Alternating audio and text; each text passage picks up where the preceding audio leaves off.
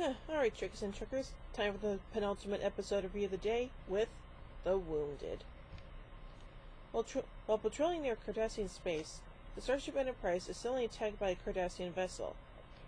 Captain Picard was able to convince his commander, Gul Macet, to stand down, and learned that Macet's attack was in retaliation for a Federation ship attacking a Cardassian science station 2 days prior.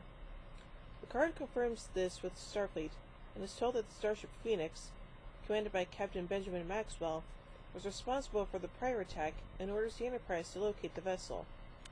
Picard offers Gul Macet and 2 of his officers to come aboard as observers to maintain the fragile peace between the Federation and Cardassia. As the Enterprise looks for signs of the Phoenix, Picard discovers that Transporter Chief Miles O'Brien was a former crew member under Maxwell on the Rutledge during the Cardassian War, and offers him to join in a briefing for Gul Macet. There, O'Brien reveals he still harbors some resentment for the Cardassians, revealing that Maxwell's family was killed by Cardassians. Gul Macet infers that Maxwell must be out for revenge, but O'Brien denies this. I don't know about that.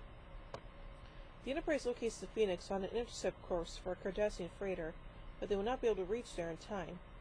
Picard lets Gul Macet relay the position of the Phoenix to a closer Cardassian cruiser, but Maxwell's tactics are able to overwhelm it, and both the cruiser and the freighter are lost, killing over 650 Cardassians.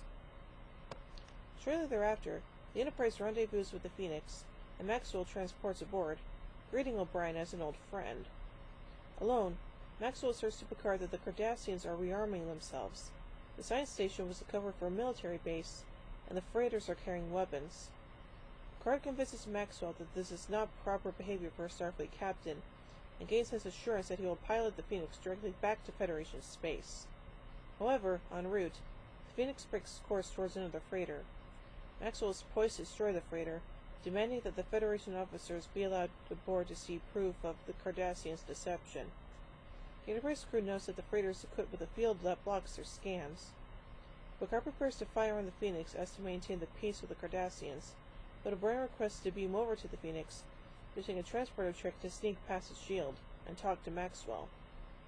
Aboard the Phoenix, O'Brien and Maxwell reminisce about their time aboard the Rutledge and sing a song for their common Irish ancestry.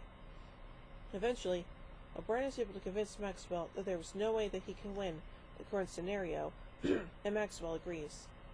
He transfers his command to his first officer, and the Phoenix starts its return to Federation space, while Maxwell returns to the Enterprise with O'Brien, to be held there pending a return to Starfleet. As the Cardassian observers are returned to their ship, Picard cautions them that while Maxwell's actions may have been improper, his fears about the Cardassians' intentions appear to be true. The so-called science station was located in a strategic military position, but with little scientific value, and that the fields on the freighter were specifically designed to block Federation scanning. He cautions Gul Macet that the Federation will be watching the Cardassians very closely in the future. Oh, you can definitely bet on that. So anyway, let's just add some notes about this episode. The Wounded introduces a new species of aliens, the Cardassians, who would become a major element of the series Star Trek Deep Space Nine.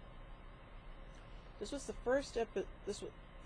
was the first to feature Colmeany's character Miles O'Brien in a prominent role.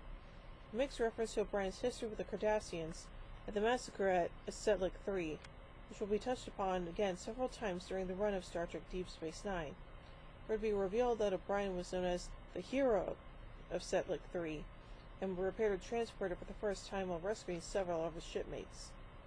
The song The Minstrel Boy returns as a leitmotif for O'Brien in What You Leave Behind, the series finale of Star Trek Deep Space Nine. Gul Macet was played by Mark Alaimo in his third appearance on The Next Generation. He will go on to portray another Cardassian, Gul Dukat, a recurring character and primary antagonist on Deep Space Nine. It also marks the only appearance of a Cardassian with facial hair. That's kind of weird to think about, but okay.